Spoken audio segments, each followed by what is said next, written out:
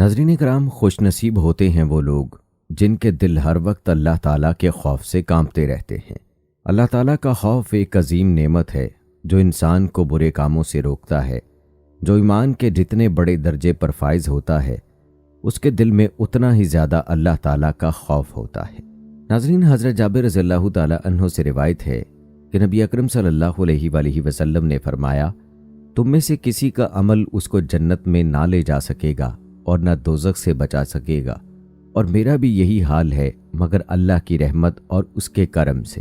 نبی اکرم صلی اللہ علیہ وآلہ وسلم کا یہ ارشاد کہ میں بھی اپنے عمل اور اپنی عبادت سے نہیں بلکہ اللہ تعالیٰ کے رحم و کرم سے ہی جنت میں جا سکوں گا، آپ صلی اللہ علیہ وآلہ وسلم کے دل کے خوف کی کیفیت کا اندازہ کرنے کے لیے کافی ہے۔ سیدہ عائشہ صدیقہ رضی اللہ تعالی عنہا سے روایت ہے کہ نبی اکرم صلی اللہ علیہ وآلہ وسلم کا حال یہ تھا کہ جب ہوا زیادہ تیز چلتی تو آپ صلی اللہ علیہ وآلہ وسلم کی زبان پر یہ دعا جاری ہو جاتی، اے میرے اللہ، میں تجھ سے سوال کرتا ہوں اس ہوا کی بھلائی کا اور اس میں جو کچھ ہے اس کی بھلائی کا، اور جس مقصد کے لیے بھیجی گئی ہے اس کی بھلائی کا، اور میں تجھ سے پناہ مانگتا ہوں اس کے شر سے اور اس میں جو کچھ ہے اس کے شر سے، اور جس مقصد کے لیے بھیجی گئی ہے اس کے شر سے۔ اور جب آسمان پر ابر آتا تو آپ صلی اللہ علیہ وآلہ وسلم کا رنگ بدل جاتا اور اضطراب کی حالت یہ ہوتی کہ کبھی باہر آتے، کبھی اندر جاتے، کبھی آگے آتے، کبھی پیچھے ہٹتے۔ پھر جب بارش ہو جاتی اور خیریت سے گزر جاتی تو یہ کیفیت آپ صلی اللہ علیہ وآلہ وسلم سے دور ہو جاتی۔ سیدہ عائشہ رضی اللہ تعالی عنہا نے آپ صلی اللہ علیہ وآلہ وسلم کی اس حالت کو دیکھ کر سمجھ لیا اور آپ صلی اللہ علیہ وآلہ وسلم سے پوچھا کہ تیز ہوا کو دیکھ کر آپ صلی اللہ علیہ وآلہ وسلم کی یہ کیفیت کیوں ہو جاتی ہے؟ آپ صلی اللہ علیہ وآلہ وسلم نے ارشاد فرمایا، عائشہ، میں ڈرتا ہوں کہ شاید یہ ابر اس طرح کا ہو جو حضرت ہود علیہ السلام کی قوم عاد کی طرف بھیجا گیا تھا، جس کا ذکر قرآن پاک میں اس طرح کیا گیا ہے کہ جب ان لوگوں نے اس بادل کو اپنی وادیوں کی طرف بڑھتے ہوئے دیکھا تو وہ خوشی ظاہر کرتے ہوئے کہنے لگے، یہ ابر ہمارے لیے بارش لانے والا ہے، حالانکہ وہ بارش والا ابر نہ تھا بلکہ آندھی کا ہلاکت خیز طوفان تھا جو ان کو تباہ کرنے کے لیے آیا تھا۔ سیدہ عائشہ رضی اللہ تعالی عنہا کی اس حدیث پاک کا حاصل اور مقصد صرف یہی ہے کہ نبی اکرم صلی اللہ علیہ وآلہ وسلم کے دل پر اللہ کے خوف و خشیت کا ایسا غلبہ تھا کہ ذرا سی ہوا تیز چلتی تو آپ صلی اللہ علیہ وآلہ وسلم گھبرا کر اللہ پاک سے اس کے خیر کے حاصل ہونے کی، اس کے شر سے محفوظ رہنے کی دعا کرتے، اور جب آسمان پر ابر نمودار ہوتا تو اللہ کے جلال کی دہشت و ہیبت سے آپ صلی اللہ علیہ وآلہ وسلم کا یہ حال ہو جاتا کہ کبھی اندر جاتے، کبھی باہر آتے، کبھی آگے بڑھتے، کبھی پیچھے ہٹتے۔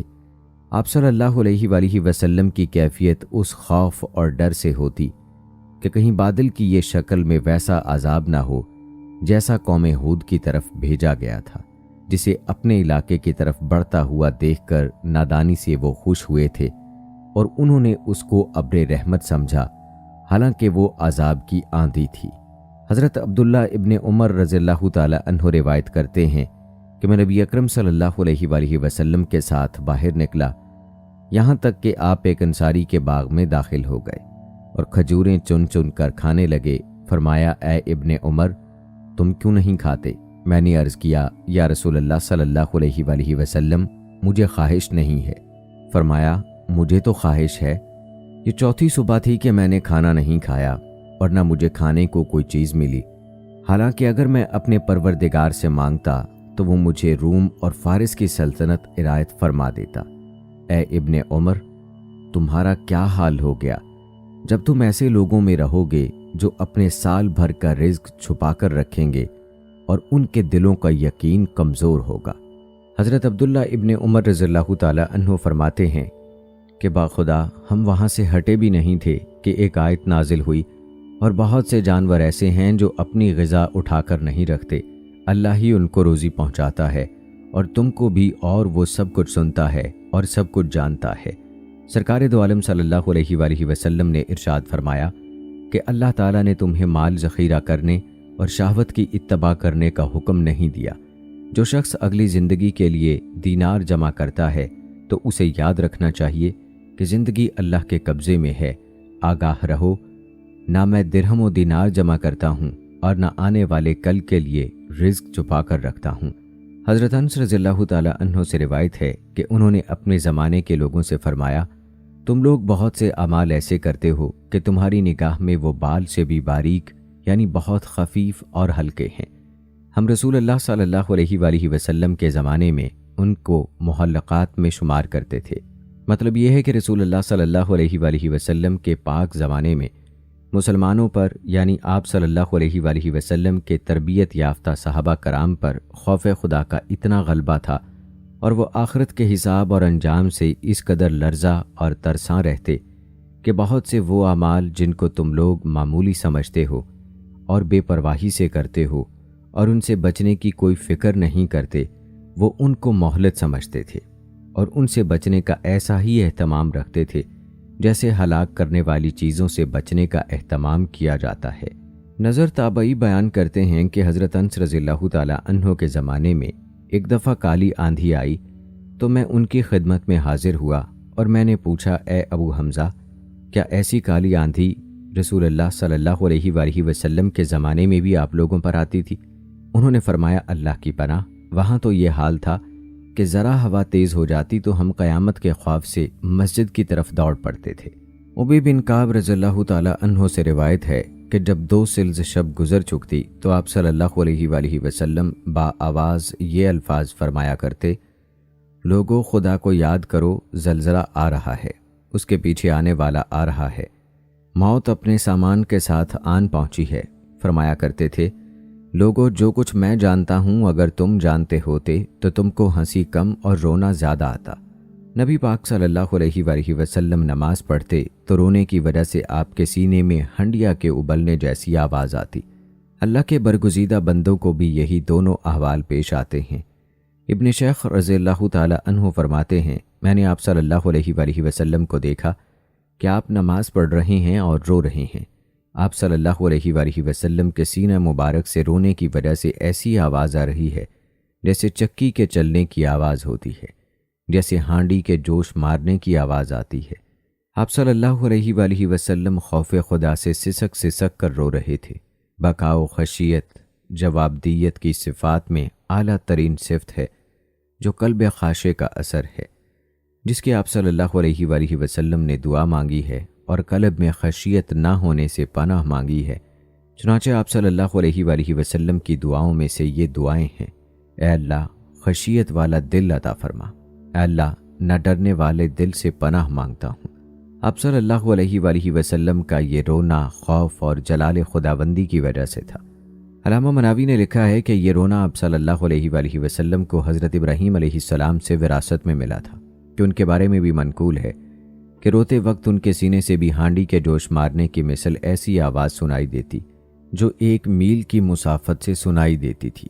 ملا علی قادری رحمۃ اللہ علیہ نے ذکر کیا ہے کہ آپ صلی اللہ علیہ وآلہ وسلم کو خدا نے کمال خوف اور خشیت سے نوازا تھا۔ اسی وجہ سے آپ صلی اللہ علیہ وآلہ وسلم نے بھی فرمایا، میں تم میں زیادہ خدا کی مغفرت رکھتا ہوں اور سب سے زیادہ خدا سے ڈرنے والا ہوں۔ آپ صلی اللہ علیہ وآلہ وسلم نے فرمایا، جو میں جانتا ہوں اگر تم جان لو تو ہنسنا کم ہو جائے اور رونا زائد ہو جائے۔ اسی وجہ سے تو اللہ تعالیٰ نے فرمایا، اہل علم معرفت بندے ہی خدا سے ڈرتے ہیں۔ حضرت عبداللہ فرماتے ہیں کہ حضور صلی اللہ علیہ وآلہ وسلم نے مجھ سے فرمایا، مجھے قرآن پڑھ کر سناؤ۔ میں نے عرض کیا، میں آپ کو قرآن سناؤں؟ حالانکہ قرآن تو آپ صلی اللہ علیہ وآلہ وسلم پر خود نازل ہوا۔ حضور صلی اللہ علیہ وآلہ وسلم نے فرمایا، میرا دل چاہتا ہے کہ میں دوسرے سے قرآن سنوں۔ چنانچہ میں نے سورہ نساء پڑھنا شروع کر دی۔ پھر آپ صلی اللہ علیہ وآلہ وسلم نے فرمایا، بس کرو۔ میں نے آپ صلی اللہ علیہ وآلہ وسلم کی طرف دیکھا تو آپ کی آنکھیں آنسو بہا رہی تھیں۔ حضرت ابو حذیفہ رضی اللہ تعالی عنہ روایت فرماتے ہیں کہ رسول اللہ صلی اللہ علیہ وآلہ وسلم سے حضرات صحابہ نے عرض کیا، یا رسول اللہ صلی اللہ علیہ وآلہ وسلم، آپ پر بڑھاپے کے آثار، ضعف اور کمزوری ظاہر ہو گئے ہیں۔ آپ صلی اللہ علیہ وآلہ وسلم نے فرمایا، مجھے سورہ ہود اور اس جیسی دوسری صورتوں میں جن میں اقوال قیامت اور عذابوں کا ذکر ہے بوڑھا کر دیا ہے۔ दूसरी रिवायत में है कि हज़रत अबू बकर रज़ियल्लाहु ताला अन्हु ने अर्ज़ किया, या रसूल अल्लाह सल्लल्लाहु अलैहि वसल्लम, आप बूढ़े मालूम होने लगे हैं। आप सल्लल्लाहु अलैहि वसल्लम ने फरमाया, मुझे सूरह हूद, सूरह वाक़िया और बाकी कुरानी आयात ने बूढ़ा कर दिया, यानी मैं इन सूरतों को पढ़कर जिनमें क़यामत का जिक्र है बूढ़ा हो गया हूँ। क़यामत के हालात मालूम होने पर और ये यकीन होने पर कि उस सख्त दिन में हम भी मौजूद होंगे और मालूम नहीं अच्छों में होंगे या बुरों में, और अर्श के साए में होंगे या तपती हुई ज़मीन पर पसीना पसीना हो रहे होंगे। जिस कदर भी रोया जाए कम है और जिस कदर भी उस दिन में अपने को गलाया जाए कम है। बाज़ हज़रात ने हज़ूर अक़दस सल्लल्लाहु अलैहि वसल्लम की ख्वाब में ज़ियारत की और सवाल किया, सूरह हूद में ऐसी क्या बात है जिसकी वजह से आप बूढ़े हो गए? आप सल्लल्लाहु अलैहि वसल्लम ने फरमाया, इस सूरत में ये जो आयत है जिसका तर्जुमा है, जैसा तुमको हुक्म दिया उसी तरह मुस्तकीम रहो, मैं इसकी वजह से बूढ़ा हो गया हूँ, क्योंकि मुझे डर है कि हुक्म खुदाबंदी पर पूरा पूरा ना चला हूँ और अल्लाह ताला इसकी गिरफ्त ना फरमा ले। सुभान अल्लाह।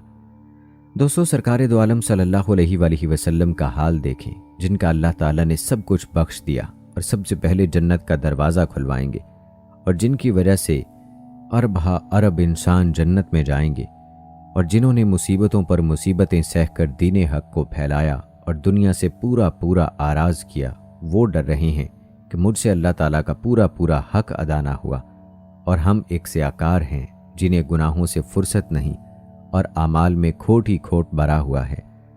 थोड़ा बहुत गलत सलत उल्टा सीधा अमल करके अल्लाह ताला के ज़िम्मे अजर वाजिब समझ लेते हैं और ये नहीं देखते कि हमारे अमल में कितना खोट है और कितने लातादाद गुनाह हमने अपने सर थोप रखे हैं। भला अल्लाह ताला का हक किससे अदा हो सकता है? बस बंदे की तो उसी में खैर है कि गुनाहों का इकरार और कसूर का एतराफ़ करता रहे। रसूल अल्लाह सल्लल्लाहु अलैहि वसल्लम कैसी अच्छी नमाज पढ़ा करते थे, मगर फिर भी फ़र्ज़ नमाज के बाद 3 मरतबा अस्तग़फ़िरुल्लाह कहा करते थे। हज़रत अब्दुल्ला बिन उमर रज़ियल्लाहु ताला अन्हु रिवायत फरमाते हैं कि मैं अपनी वालिदा के साथ अपना घर लीप रहा था कि रसूल अल्लाह सल्लल्लाहु अलैहि वसल्लम तशरीफ़ लाए।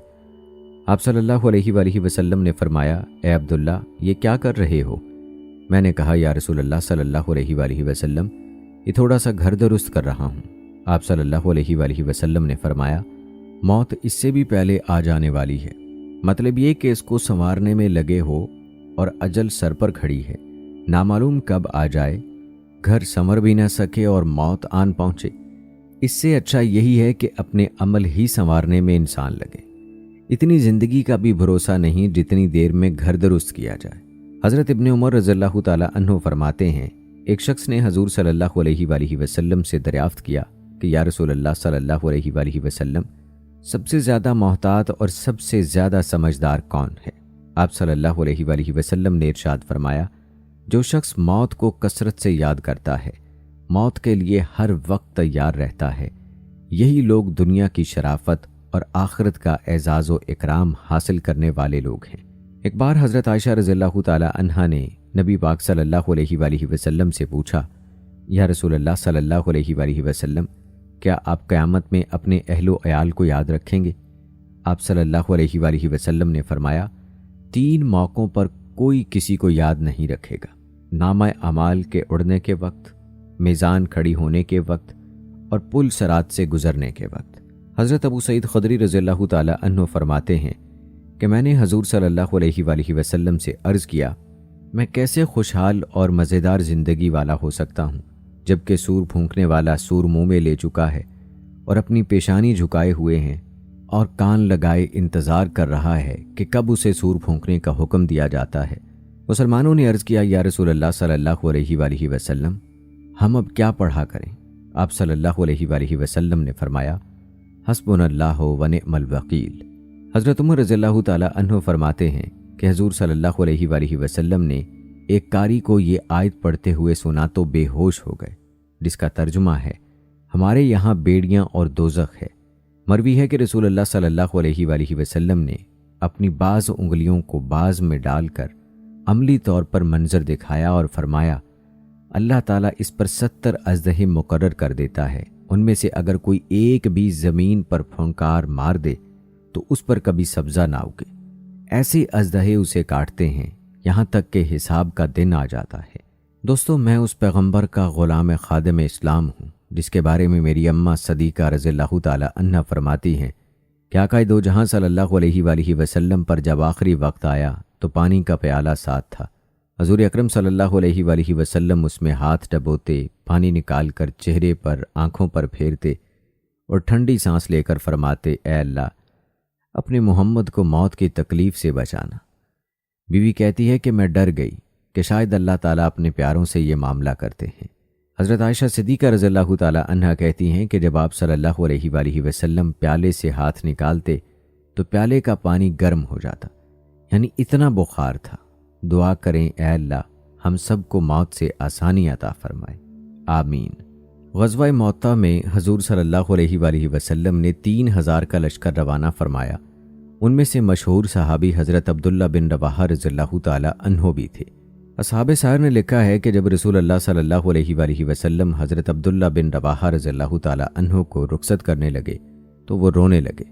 لوگوں نے وجہ پوچھی تو فرمایا، میں دنیا سے محبت یا تم سے عشق کی وجہ سے نہیں رو رہا، بلکہ میں اس لیے رو رہا ہوں کہ میں نے رسول اللہ صلی اللہ علیہ وآلہ وسلم کو یہ آیت تلاوت کرتے ہوئے سنا، یعنی تم میں سے کوئی ایسا نہیں جس کا اس جہنم پر سے گزر نہ ہو، اور یہ اللہ جل شانہ کا حتمی اور اٹل فیصلہ ہے، معلوم نہیں کہ اس پر گزرتے ہوئے میرا کیا بنے گا۔ مسلمانوں نے انہیں تسلی دی اور کہا، اللہ آپ کو ہماری طرف صحیح سلامت لوٹائیں۔ اس پر حضرت عبداللہ نے چند اشعار پڑھے جن میں انہوں نے اپنے لیے شہادت کی دعا مانگی۔ دوستو، آپ صلی اللہ علیہ وآلہ وسلم ساری رات نماز پڑھتے اور اپنے اللہ کے حضور آنسوؤں کا نذرانہ پیش کرتے رہتے۔ خوف خدا کی کیفیت طاری ہوتی تو ایسے مسترخ ہوتے کہ دن رات کی پہچان نہ رہتی۔ مسلسل نوافل سے پائے مبارک پھٹ جاتے اور خون بہہ نکلتا۔ جب آپ صلی اللہ علیہ وآلہ وسلم سے وجہ پوچھی گئی تو فرمانے لگے، یارو، اگر قیامت کے دن مجھے اور میرے بھائی عیسیٰ کو دوزخ میں ڈال دیا جائے تو کون اسے روک سکتا ہے؟ گریہ و بقا کی وجہ سے اکثر آپ صلی اللہ علیہ وآلہ وسلم پر رقت طاری ہو جاتی اور آنکھوں سے آنسو جاری ہو جاتے۔ ایک بار حضرت عبداللہ ابن مسعود رضی اللہ تعالی عنہ نے کچھ آیات سامنے پڑھیں تو بے اختیار چشم مبارک سے آنسو جاری ہو گئے۔ اکثر نماز میں رقت طاری ہوتی اور آنسو جاری ہو جاتے۔ ایک دفعہ جب سورج گرہن پڑا تو نماز کسوف میں آپ ٹھنڈی سانسیں بھرتے اور فرماتے تھے، اے میرے اللہ، تو نے وعدہ کیا ہے کہ تو لوگوں پر میرے ہوتے ہوئے عذاب نہیں نازل کرے گا۔ حضرت مولانا مفتی ولی حسن فرمایا کرتے تھے، خوف آخرت ہی در حقیقت گناہوں سے بچانے کا آخری ذریعہ ہے۔ دلوں میں خوف آخرت کی روح جب تازہ تھی اور آخرت کی جواب دہی کا جذبہ غالب تھا تو مسلمانوں کے اخلاق اور اعمال آج سے مختلف تھے۔ ان کی زندگی ایمان اور عمل کی ضیاءپاشیوں سے منور تھی، لیکن آج یہ جذبہ سرد پڑ چکا ہے۔ اسی لیے ہماری انفرادی اور اجتماعی زندگی گھٹا ٹوپ اندھیروں میں ڈوب چکی ہے۔ ہمارے اسلاف خوف آخرت کے جذبے سے سرشار تھے۔ حضور نبی کریم صلی اللہ علیہ وآلہ وسلم خاتم الانبیاء، افضل الرسل تھے، محبوب خاص تھے، تاہم خوف آخرت کا عالم یہ تھا کہ فرمایا کرتے تھے، مجھے کچھ معلوم نہیں مجھ پر کیا گزرے گی۔ آپ صلی اللہ علیہ وآلہ وسلم کے رضائی بھائی حضرت عثمان بن مظعون رضی اللہ تعالی عنہ نے جب وفات پائی تو آپ صلی اللہ علیہ وآلہ وسلم تعزیت کو تشریف لے گئے۔ نعش رکھی تھی، ایک عورت نعش کی طرف مخاطب ہو کر کہا، خدا گواہ ہے خدا نے تجھ کو نوازا۔ آپ صلی اللہ علیہ وآلہ وسلم نے پوچھا، تم کو کیوں کر معلوم ہوا؟ بولی، خدا نے ان کو نہیں نوازا تو کن کو نوازا ہوگا؟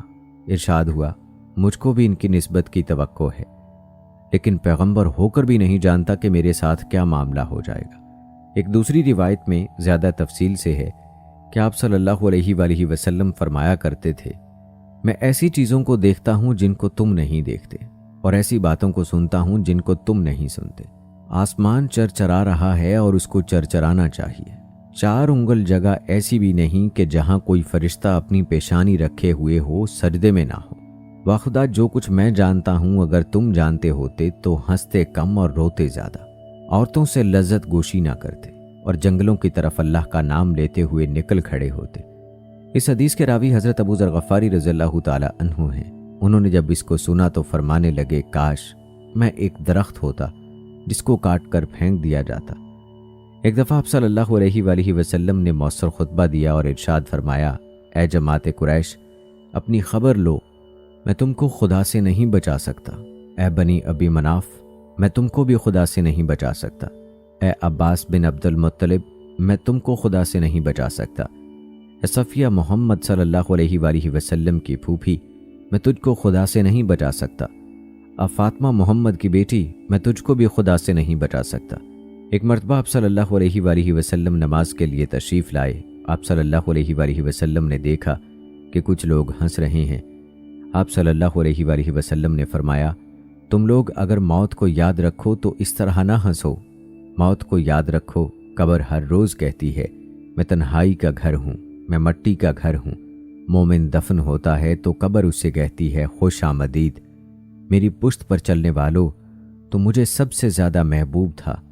اب جب کہ تو میرے قبضے میں آیا ہے تو دیکھے گا کہ میں تیرے ساتھ کیا معاملہ کرتی ہوں۔ اس کے بعد زمین تا حد نگاہ ہو جاتی ہے اور اس کے لیے جنت کا دروازہ کھول دیا جاتا ہے، اور جب کوئی گناہ گار بندہ یا کافر بندہ دفن ہوتا ہے تو قبر اس سے کہتی ہے تو میری پشت پر چلنے والوں میں سب سے زیادہ ناپسند تھا۔ اب جب کہ تو میرے قبضے میں آیا ہے تو دیکھے گا کہ میں تیرے ساتھ کیا معاملہ کرتی ہوں۔ اس کے بعد قبر اس کو دبا لیتی ہے یہاں تک کہ اس کی پسلیاں ایک دوسرے میں داخل ہو جاتی ہیں، اور اس کو ڈسنے کے لیے 70 سانپ مقرر کر دیے جاتے ہیں۔ اگر ان میں سے ایک سانپ بھی زمین پر اپنی پھنکار مار دے تو قیامت تک زمین میں کچھ نہ اگے۔ یہ 70 سانپ اس کو ڈستے رہتے ہیں اور نوچتے رہتے ہیں تا وقت یہ کہ حساب و کتاب کا وقت آ جائے۔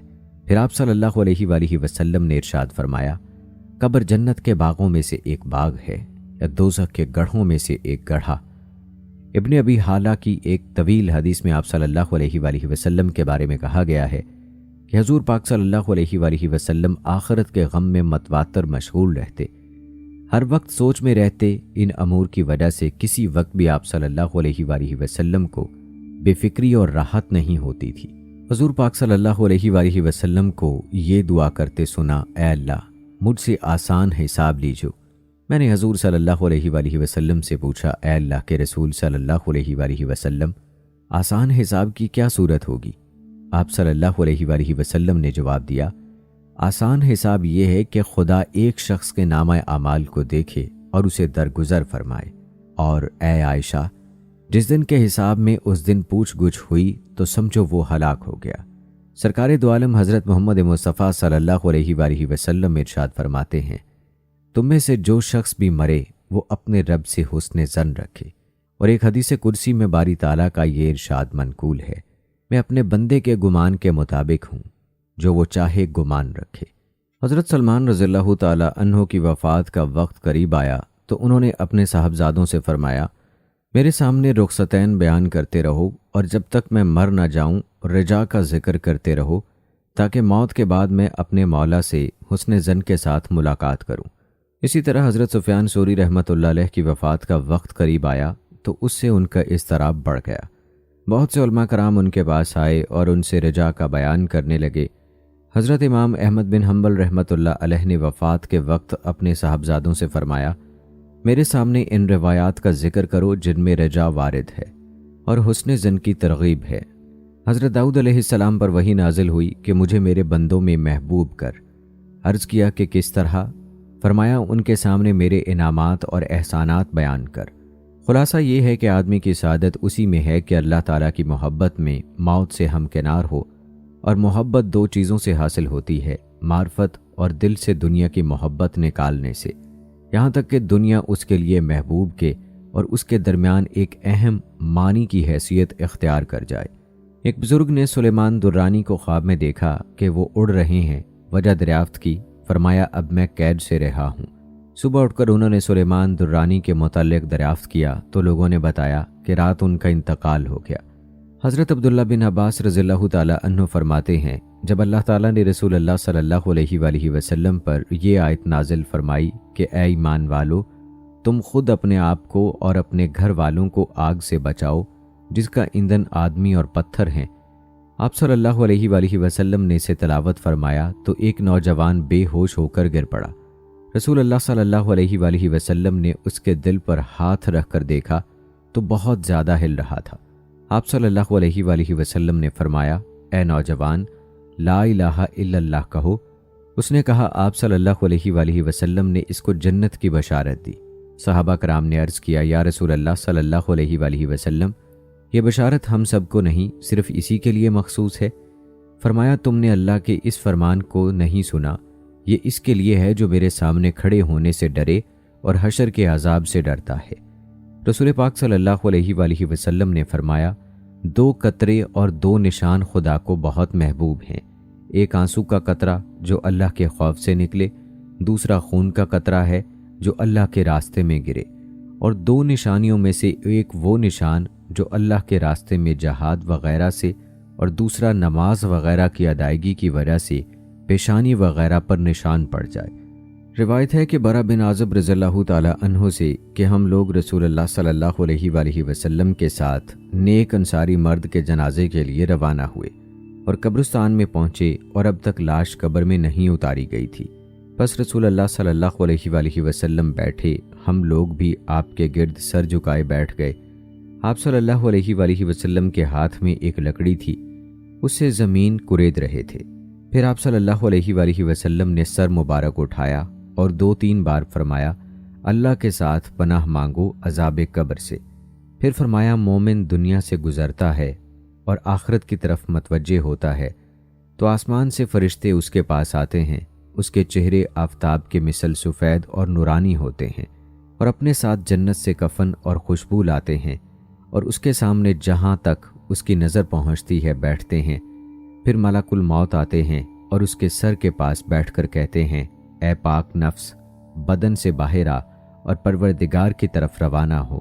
پس روح ایسی آسانی سے نکل آتی ہے جیسے مشک سے پانی کا قطرہ ٹپکتا ہے، چاہے تم کو اس کے خلاف کچھ اور نظر آتا ہو، یعنی ظاہر اس کو تکلیف اور کرب میں دیکھتے ہو۔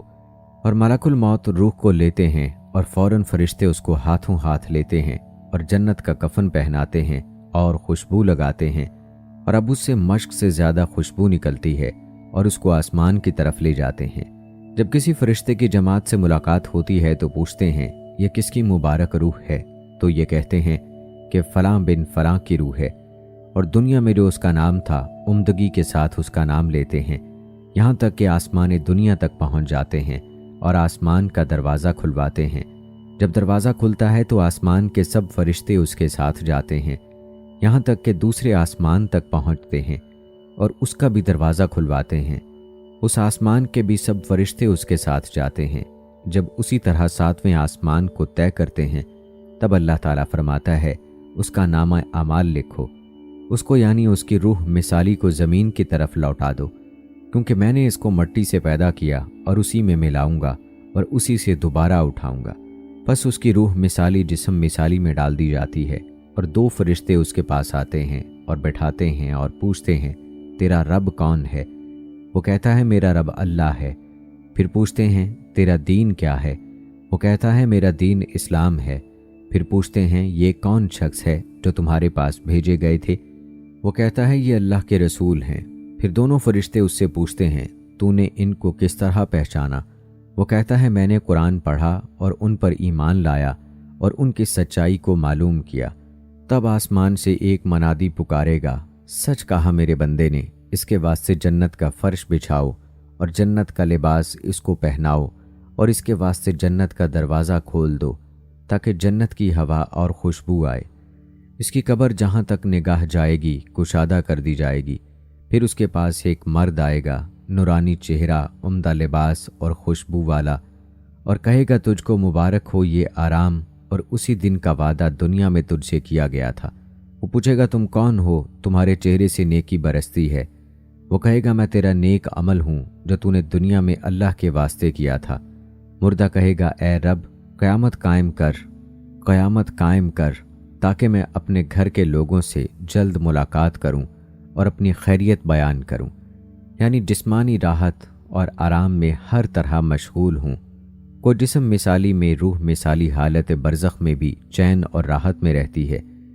رسول اللہ صلی اللہ علیہ وآلہ وسلم نے ارشاد فرمایا جب کافر دنیا سے گزرتا ہے اور آخرت کی طرف متوجہ ہوتا ہے تو آسمان سے فرشتے اس کے پاس آتے ہیں، سیاہ چہرے والے، کمبل لیے ہوئے، اور میت کے سامنے جہاں تک اس کی نگاہ جاتی ہے بیٹھتے ہیں۔ پھر ملک الموت اس کے پاس آ کر بیٹھتے ہیں اور کہتے ہیں اے خبیث روح، بدن سے باہر نکل اور اللہ کے غضب اور غصے کی طرف چل۔ اس کی روح بدن کے اندر گھستی ہے، ملک الموت سختی سے کھینچتے ہیں جیسے لوہے کے کانٹے دار سیک کو ریشم میں ڈال کر کھینچے۔ جب روح نکل آتی ہے تو فوراً کمبل میں لپیٹ لیتے ہیں اور اس سے سڑے ہوئے مردار سے بھی زیادہ خراب بدبو نکلتی ہے۔ پھر اس کو آسمان کی طرف لے جاتے ہیں۔ جب فرشتوں کی جماعت پر سے گزرتے ہیں تو وہ پوچھتے ہیں یہ کس کی خبیث روح ہے، اور جو دنیا میں اس کا نام تھا اس سے بدتر نام اس کا بتاتے ہیں، یہاں تک کہ پہلے آسمان پر پہنچتے ہیں، دروازہ کھلواتے ہیں، اس کے واسطے دروازہ نہیں کھولا جاتا۔ اس کے بعد رسول اللہ صلی اللہ علیہ وآلہ وسلم نے یہ آیت پڑھی، یعنی ان کے لیے آسمان کے دروازے نہیں کھولے جائیں گے۔ اللہ تعالیٰ کا حکم ہوگا اس کا نامہ اعمال سجین میں لکھو جو سب سے نیچے زمین کے اندر ہے، پھر اس کی روح سجین کی طرف ڈال دی جاتی ہے۔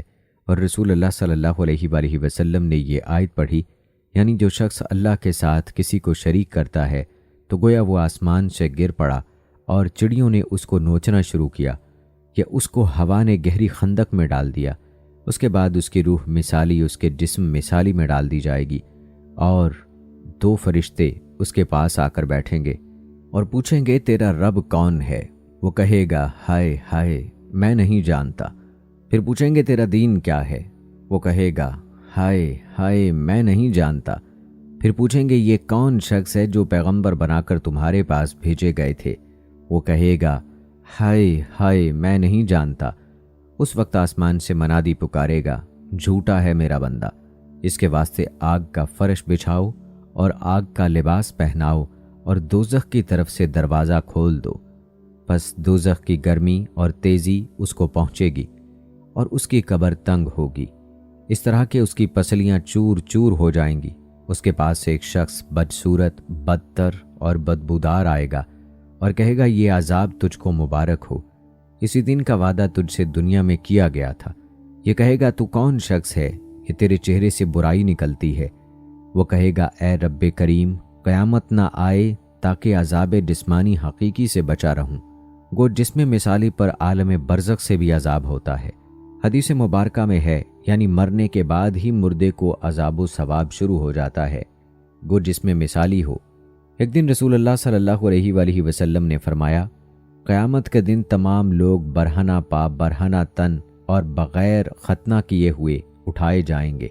حضرت عائشہ صدیقہ رضی اللہ تعالی عنہا فرماتی ہیں میں نے عرض کیا اے اللہ کے رسول صلی اللہ علیہ وآلہ وسلم، کیا مرد اور عورتیں ایک ساتھ اس حال میں اٹھائے جائیں گے کہ ایک دوسرے کے برہنہ بدن کو دیکھتے ہوں گے؟ حضور صلی اللہ علیہ وآلہ وسلم نے جواب دیا اے عائشہ، معاملہ اس سے کہیں زیادہ سخت ہوگا کہ لوگ ایک دوسرے کو دیکھیں۔ مطلب یہ کہ اس کے ہول اور پریشانی کا عالم یہ ہوگا کہ کسی کو بھی اپنے یا دوسرے کے تن بدن کا ہوش نہ ہوگا، سب کے اوپر نجات کی فکر سوار ہوگی۔ حضرت عائشہ صدیقہ رضی اللہ تعالی عنہا فرماتی ہیں میں نے ایک بار عرض کیا یا رسول اللہ صلی اللہ علیہ وآلہ وسلم، یہ جو قرآن پاک میں ارشاد ہوا ہے یعنی کہ وہ کرتے ہیں اور ڈرتے ہیں، یعنی وہ لوگ اللہ کی راہ میں دیتے ہیں جو کچھ دیتے ہیں لیکن پھر بھی ان کے دل اس سے خوف زدہ ہوتے ہیں، تو کیا یہاں کرنے سے مراد چوری اور زنا ہے کہ کرتے ہیں اور ڈرتے ہیں؟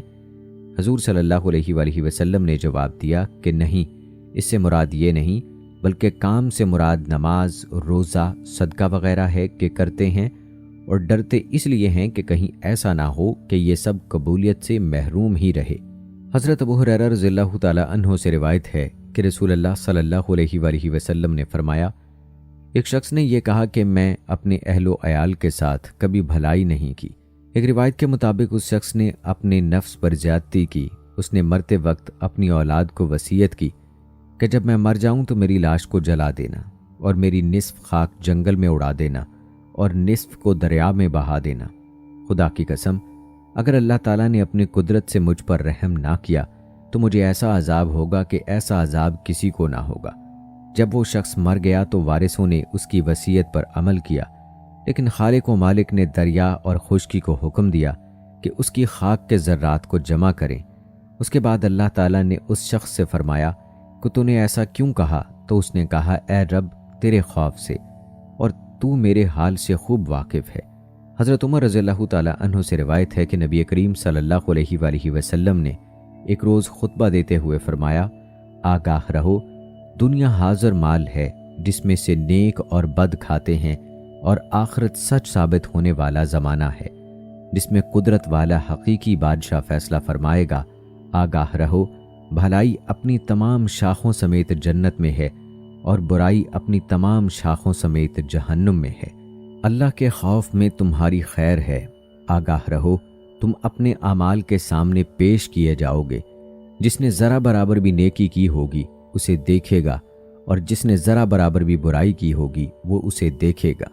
دوستو، صحابہ کرام رضوان اللہ اجمعین کے حالات سے معلوم ہوتا ہے کہ وہ اعمال صالحہ کو بہترین طریقے سے بجا لانے کے باوجود اس خوف میں مبتلا رہتے تھے کہ مبادا کوئی کمی رہ گئی ہو یا معلوم نہیں وہ عمل مقبول ہوگا یا نہیں۔ ادھر ہم جیسوں کا حال ملاحظہ ہو کہ عمل سے بالکل کورے بلکہ گناہوں میں لتھڑے ہوئے ہیں، لیکن یوں گمان کرتے ہیں کہ جنت میں اپنا داخلہ تو پکا ہے۔ رسول اللہ صلی اللہ علیہ وآلہ وسلم کے خلیفہ بلا فصل امیر المومنین ابو بکر صدیق رضی اللہ تعالیٰ عنہ کے فضائل و مناقب سے شاید ہی کوئی مسلمان ناواقف ہو۔ وہ آخرت کے بارے میں اتنے فکر مند رہتے تھے کہ فرمایا کرتے، کاش میں کسی مومن کے جسم کا بال ہوتا کہ حساب کتاب سے بچ جاتا۔ کبھی فرماتے، کاش میں کوئی درخت ہوتا جو کاٹ ڈالا جاتا اور لوگ اس کا پھل کھا جاتے۔ کاش میں گھاس ہی ہوتا جسے جانور چر لیتے۔ کچھ ایسی ہی کیفیت امیر المومنین عمر بن خطاب رضی اللہ تعالیٰ عنہ کی تھی۔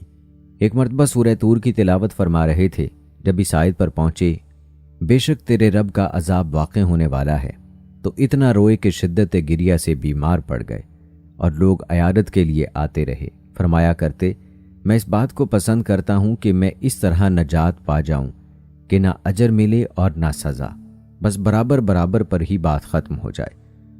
امیر المومنین حضرت عثمان رضی اللہ تعالیٰ عنہ کسی قبر پر کھڑے ہوتے تو اتنا روتے کہ داڑھی بھیگ جاتی اور کہا کرتے، اگر میں جنت اور جہنم کے درمیان اس حال میں کھڑا ہوں کہ مجھے کچھ علم نہ ہو کہ کس طرف جانے کا حکم ہوگا، تو میں اپنا ٹھکانہ جاننے سے پہلے دھول مٹی ہو جانا پسند کروں گا۔ امیر المومنین حضرت علی رضی اللہ تعالیٰ عنہ دنیا کے فتنے سے خوف زدہ رہتے تھے۔ فرمایا کرتے، لمبی امیدیں لگانے اور نفس کے پیچھے چلنے سے بچو۔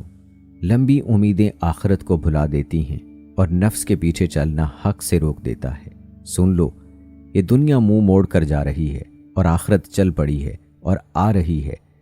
ان دونوں کے کچھ بیٹے ہیں، بس تم آخرت کے بیٹے بنو، دنیا کے بیٹے مت بننا۔ آج عمل کا وقت ہے، کوئی حساب نہیں، اور کل حساب ہوگا اور کوئی عمل نہیں۔ ابو درداء رضی اللہ تعالیٰ عنہ فرمایا کرتے، مجھے قیامت کے دن سب سے زیادہ ڈر اس بات کا ہے کہ مجھے یہ نہ کہہ دیا جائے، اے ابو درداء، یہ تو بتا کہ تو نے جو علم سیکھا تھا اس پر عمل کتنا کیا۔ اور کہتے، اگر تم لوگ جان لو کہ موت کے بعد تمہارا کن چیزوں سے واسطہ پڑنے والا ہے، تو نہ مزے سے کھا پی سکو، نہ گھروں کے سائے میں داخل ہو، بلکہ اپنے سینے پر ہاتھ مارتے ہوئے اور اپنے آپ پر روتے ہوئے بیابانوں کو نکل کھڑے ہو۔ ہائے کاش میں کوئی درخت ہوتا جو کاٹ دیا جاتا اور جانور اسے کھا لیتے۔